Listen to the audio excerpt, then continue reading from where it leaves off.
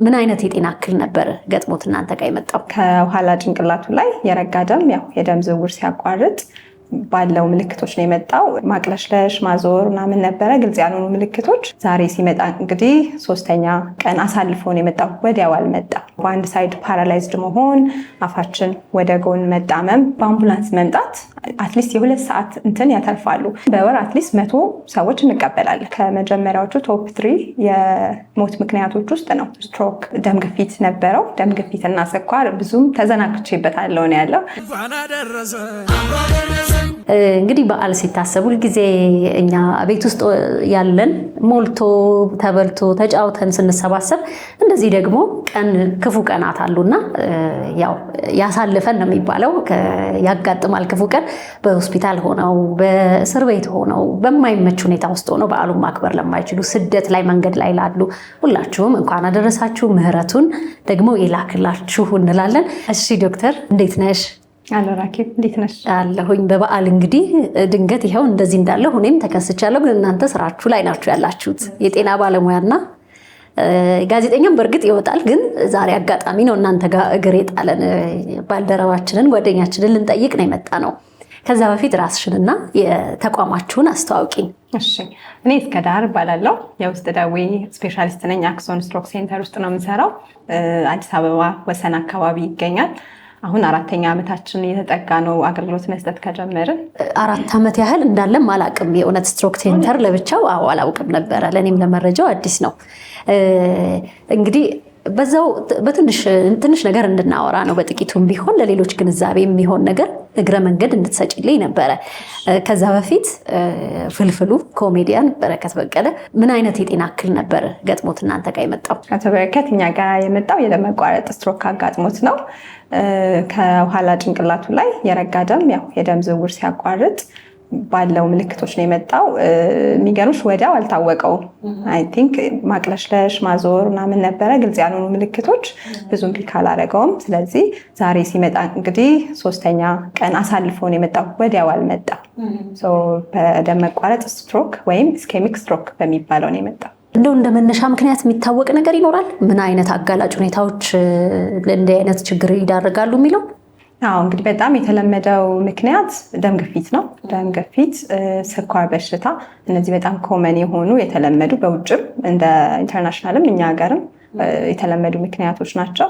ሌሎች ደግሞ የልብ ምት መዛባት፣ ሲጋራ ማጨስ፣ አልኮል፣ ላይፍ ስታይላችን ጀነራል አለመንቀሳቀስ፣ ውፍረት መጨመር፣ እነዚህ እንግዲህ የተለመዱ ምክንያቶች ናቸው። አሁን እኛም እያወራን ነበረ። ዋሻው እንዴ ቀረጻ ላይ ሆነው ነው ህመም ቀድሞም ሲመጣም ወደ ስራ እየታመመ ነበርና ብዙ ጊዜ ቤት ቢሆን ምናልባት በፍጥነትም ላይመጣ ይችላል። እስቲ አረፍ ልበልበት፣ ድካም ይሆናል፣ ምግብ እንደዚህ ይሆናል ብለን ቤት ውስጥ እናስቀምጣልና እርሊ ሳይኖች ወይም ቀደም አድርገን ማየት የሚገባን ምልክቶች አሉ። እንደው ራሳችን ላይ እናንተ ጋር ከዘገየን እንዳንመጣ ምን አይነት ምልክቶች ይታያሉ ቀድመው? እንግዲህ ጭንቅላታችን እንደ ማፕ እንደ ካርታ በዩ ምልክቱ ስትሮኩ በሚያልፍበት ቦታ ይለያያል። ለሁሉም ሰው አንድ አይነት ምልክት አይኖረውም። በጣም የተለመደው እና ሚስ የማይደረገው ምልክት በአንድ ሳይድ ፓራላይዝድ መሆን፣ አፋችን ወደ ጎን መጣመም፣ ከነርቮቹ አለመስራት ጋር ተያይዞ አፋችን መያዝ። ብዙ ሰው እነዚህን ሲያገኝ ወዲያው ደንገጥ ስለሚል እንትን ይላል፣ ይመጣል ስቲል ግን የምታስቢውን ያህል ደግሞ ቶሎ አይመጣም። ወይ ቅርብ ቦታ ይሄዳል፣ ወይ ደግሞ አሁን እንዳልሽው ትንሽ አመመው አረፍ ይበላል ይባላል። በጊዜ የሚመጣ ሰው የለም። ይሄ የተለመዱት ምልክቶች ናቸው። ሌላው ግን አሁን እንደ አቶ በረከት አይነት ሚስ የሚደረጉ ምልክቶች ደግሞ የኋላ የጭንቅላታችን ክፍል ውስጥ ሲደርስ ሴረበለም የሚባል ክፍል አለን ከኋላ ያለ፣ ባላንሳችንን እንድንጠብቅ እንዳንንገዳገድ ማስታወቅና የሚቆጣጠር እሱ ሲሆን ደግሞ የባሰ ሚስ ይደረጋል። ምክንያቱም ምልክቶቹ ባላንስ፣ መንገዳገድ፣ አዞረኝ፣ ማስታወክ፣ ማቅለሽለሽ። ስለዚህ ይሄ በቀላሉ ለምሳሌ ከምግብ መመረዝ ጋር ከጨጓራ ጋር ልታስተያዩ ትችያለሽ። እና አሁን አቶ በረከትም ለዛ ነው 3 ቀን ፈጅቶበታል ፒክ ለማድረግ ምልክቱን ስትሮክ መሆኑን ለማወቅ። ቀላል የጨጓራ ምልክት ይሆናል ብሎ ሚስ አድርጎታል። እና እነዚህ ናቸው። ቅድም ያነሳሽው ነገር እውነት ነው። ቶሎ መምጣት የሚለው ስትሮክ የሰዓት ጨዋታ ነው፣ የደቂቃዎች ጨዋታ ነው እና ቶሎ የመጣ በደንብ እንትን ይላል። ቶሎ ያልመጣ ደግሞ ምንም ሳንረዳው በኋላ ማገገም ብቻ ላይ ይሆናል ማለት ነው ፎከሳችን። አሁን እኛ ጋር ራሱ ባለን ዳታ አትሊስት ቀጥታ ከቤት ቀጥታ የመጣ ወይም ደግሞ መኪና የተጠቀመ አምቡላንስ የተጠቀመ ሌላ ሆስፒታል ሄዶ የመጣ የሰዓት እንትኖቹ አውትካሙ ላይ በኋላ እንዴት ሆነ የሚለው ላይ ትልቅ ዲፍረንስ አላቸው። እና አሁን ለምሳሌ በአምቡላንስ መምጣት አትሊስት የ2 ሰዓት እንትን ያተርፋሉ። ያው ብሬናችን በእያንዳንዷ ሰከንድ ደም ላይ ኦክሲጅን ላይ ዲፔንደንት ነው። የረጋ ደም ተቋርጦ ቆየ ማለት ደግሞ ያው ሴሎች እየገደልሽ ነርቮች እየገደልሽ ነው የምትሄጂው። ስለዚህ በተቻለ መጠን ያው እኛ በ20 በ30 በ10 ደቂቃ ቢሆን ደስ ይለናል። ግን ካልሆነ ደግሞ እንደው በመጀመሪያው 4 ሰዓት ውስጥ ቢሆን ለረጋው ደም መበተኛ ማቅጠኛ መስጠት ይቻላል። ከዛ ለፍ ሲል ደግሞ ቢገፋ የመጀመሪያው 24 ሰዓት ውስጥ አትሊስት የረጋው ደም በደም ጉዳት ሳያመጣ ገብቶ ማውጣት ይቻላል ማለት ነው። እንደው ዳታ አለ። አሁን ብዙ ጊዜ እንሰማለን ስትሮክ መታት እንደዚህ ይባላል እና እንዳልሽውም እንደየሰውም ይለያያል። የቀኝና የግራም ክፍላችን ላይ ሲያጋጥምም የሚደርሰው ጉዳት ልዩነት ያለው ይመስለኛል። ዳታ ግን አለ ብዙ ያጋጥማል እንደምንሰማው ነው ወይስ እንዴት ነው? መረጃ አላችሁ እናንተ? አሁን የእኛን ዳታ እንግዲህ እየሰበሰብን ያለ ነው። አትሊስት አሁን እስካሁኗ ሰዓት ድረስ ግን በወር አትሊስት 100 ሰዎች እንቀበላለን የእኛ ሴንተር ማለት ነው። ይሄ ብዙ ነው። ያው ቤዳችን ሁሌ እንደሞላ ነው። ከስር እንደውም ሰዎች እንትን ሳይሉም ወደ ሪሃብ ሴንተሮች እንልካለን እና አትሊስት 100 ሰው እኛ ጋር ይመጣል ማለት ነው። ከነዚህ ውስጥ የሚገርምሽ አትሊስት ስንት ፐርሰንት መሰለሽ? 26% ከ50 ዓመት በታች ናቸው።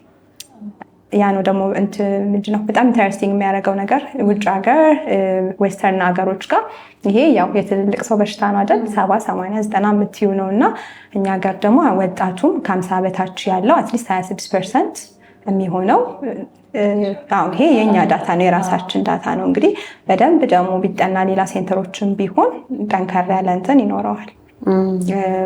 እኛ ጋም አሁን እንደ ሀገር አይ ቲንክ ሌተስት በነበረው ዳታ ከመጀመሪያዎቹ ቶፕ 3 የሞት ምክንያቶች ውስጥ ነው ስትሮክ። ግን ያው ብዙ ጊዜ ኢግኖር ይደረጋል። ከሌሎች ህመሞችም ጋር የማዛባት ነገር ይኖራል። ፍልፍሉ አሁን ምን እያለን ነበር መሰለሽ?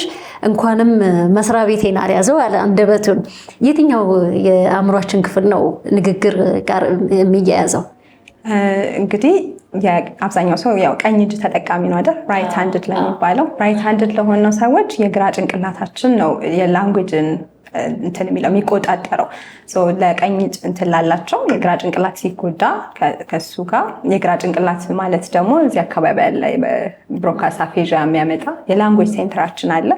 እሱ ሲጎዳ ያው ንግግር ይያዛል ማለት እንግዲህ አንደኛ ሚውት ልትሆኝ ይችላልሽ። ምንም ማውራት ሙሉ በሙሉ ሊጠፋ ይችላል። መረዳት ሊጠፋ ይችላል። ላንጉዌጅ ሲባል አንቺ እያወራሽ በሽተኛው ላይረዳሽ ይችላል። ደግሞ ለስለስ ሲል ያወራሉ ግን ወይ ስም ይጠፋባቸዋል። መጻፍና ማንበብ ኮምፕሊትሊ ይጠፋል። ያው እንትን ነው፣ ቀለል ያለ ጉዳት አይደለም። እንደ እንትን ብዙ ነገሮችን የሚይዝ ነው ላንጉዌጅ ሲባል። ብዙ ሰው ላይ የግራ ጭንቅላት ነው። ግራኝ የሆኑት ላይ ደግሞ ወደ ቀኝ ጭንቅላት ሽፍት ሊያደርግ ይችላል። አሁን ምን አይነት ሕክምና ነው እየተደረገለት ያለው እንደው እንድናውቀው ያህል? ይሄን እንግዲህ ሰዎችም የሚያልፉበት ስለሆነ ሰዎችም ሊያልፉ የሚችሉበት ሊሆን ስለሚችል እሱ እንግዲህ ደም ግፊት ነበረው። ደም ግፊት እና ስኳር ብዙም ተዘናግቼበታለሁ ነው ያለው። እኛ ጋም እንዳልኩሽ ለምሳሌ 80% የሚሆኑት የኛ በሽተኞች አትሊስት አንድ ሪስክ ፋክተር አላቸው። አንድ ችግር አለ፣ ያልታከመ ደም ግፊት፣ ስኳር፣ የልብ ምት መዛባት ይኖራል፣ ወይም ደግሞ ሲጋራ ማጨስ አንድ ይኖራል። 60% ደግሞ ደም ግፊት አላቸው። 36% ደግሞ ስኳር አላቸው። ስለዚህ አሁን የአቶ በረከትም 2 አለው ማለት ነው እንግዲህ ስኳር ደም ግፊት ማለት እና አሁን ላይ ባለበት የደም መርጋት እንትኑ እንግዲህ ዘግይተን ስላገኘ ነው ተገብቶ የሚወጣበት ደረጃ አልደረሰም። ግን ጥሩነቱ ደግሞ እሱም አትሊስት መንቀሳቀስ ይችላል፣ ንቁ ነው፣ እንዳየሹ ነው። የከፋ ጉዳት ላይ እንትን አላለውም። ግን የኋላ ጭንቅላት ነው ስትሮኩ ላሳይሽ አንዴ ችጋ እንግዲህ የኋላ ጭንቅላታችን ጠበብ ያለች ናት። የስትሮኩ ፓርት እቺ ናት ነጣ ያለችው። ነጣ ብላ የምትታየው በስትሮኩ የተጠቃችው ክፍል ናት ማለት ነው። የደም መርጋት ደም ሲከልለው ደም ሲቋረጥበት ይሄ የሚጎዳው ኢንፋክትድ የሚሆነው ወይም ደግሞ ደም ሳይጠጣ ሲቆይ ያው የሚሞተው ክፍል ብለሽ ያዡ። ስለዚህ እቺን ክፍል እንዳትሰፋ ማድረግ ነው የስትሮክ ህክምና ስራ። ወዲያው ሰው ሲመጣ ማለት እንዲህ ሳይደርስ ድምቅሉ ሳይጎዳ እንትን ማለት ነው። አሁን ባለበት ማቅጠኛዎችን እየወሰደ ነው ደግሞ እንትን እንዲል የብለድ ፕሬሸር ወይም የግፊት ህክምና የስኳር ህክምና የተደረገለት ነው። ይሄ አንዳንዴ ደግሞ ያው ቁስል ያብጣል አይደል እጅ ላይ እግር ላይ ምናምን ቢወጣ። ስለዚህ እዚህ ደግሞ ቢያብጥ ጭንቅላታችን አጥንት ነው የትም የሚሄድበት የለም እንደ ሆድ እንደ እንትን ጭንቀት ይጨማምራል እና ይሄንን ሞኒተር ማድረግ እንዲሁም ይሄ እብጠት እንዳያመጣ መድኃኒቶች ላይ ነው ያለው። ጀነራል ጥሩ ነው ያለው። ቴራፒ እየሰራ ነው የባላንስ ትሬኒንግ እንዲል የፊዚካል ቴራፒ መንቀሳቀስ ጥሩ ነው ያለው። ግን ሲንቀሳቀስ ባላንሱን እንዳይስት ፊዚካል ቴራፒ እየሰራ ነው። ጥሩ እያገገመ ነው ያለው። ኮሜዲያን ማከም እንዴት ነው? ሁሉንም ሰው እያሳቀ ነው። እኔ መጨረሻ ነው እየገባው ያለሁት እሱ ክፍል። መጀመሪያ ከገባው ያው በመሳቅ ይገላል እና መጨረሻ ሁሉ ሌሎች ታካሚዎችን ሰዓት ላለመውሰድ ማለት ነው። ከልብ እናመሰግናለን ጓደኛችንን ባልደረባችንን እየተንከባከባችሁልን ስለሆነ። ዛሬ ደግሞ በዓል ነው። የጤና ባለሙያ በቃ ስራ ላይ ነው የትኛውም ሰዓት ላይ እንኳን አደረሳችሁ መልእክት ብታደርሺ ደስ ይለኛል። በጣም አመሰግናለሁ። ለመላው የክርስትና እምነት ተከታዮች እንኳን ለበዓል ፋሲካ በሰላም አደረሳችሁ። እንዲሁም ደግሞ ለአክሶን ሰራተኞች በሙሉ እንኳን በሰላም አደረሳችሁ። መልካም በዓል ይሁንልን። አመሰግናለሁ ራኬብ። መልካም በዓል። አሜን። ለሁላችን መልካም በዓል። ለአንቺም እዚህ ሆነሽ ቤት ላጎደልሽ ቤተሰቦች እኔ መልካም በዓል ብያለሁ። እንኳን አደረሳችሁ። ሰከላ ሾው ዛሬ ከስቱዲዮ ወጥቶ ጓደኛችንን ጥየቃ በዛውም ደግሞ እግረ መንገድ የሕክምና ትንሽ መረጃም ኖሮናል እና ሁላችንን ለማትረፍ ትንሽም ነገር ከዚህ ያወቅናትን እንጠቀምበት እላለሁ። አመሰግናለሁ። መልካም በዓል። መልካም በዓል። ሰከላ ሾው የአባይ ቴሌቪዥን ቤተሰቦች በሙሉ እንግዲህ ጓደኛችን ሕክምና ላይ ቢሆንም ቤተሰቦቹን ደግሞ እኛ ሄደን በዓልን በዓል እናስመስላለን። አባወራው ከቤት ስለጎደለ በዓሉ ቅዝቅዝ አይልም። ልጆቹም ባለቤቱንም ቤቱ በመኖሪያ ቤቱ ተገኝተን እንጠይቃለን፣ እናጫውታለን። ተሰብስበን ሁሉም የዋሸወንዴ የሰከላ ቤተሰቦችም አንድ ላይ ወደ በረከት ቤተሰቦች ቤት እንሄዳለን። አብራችሁ ነው።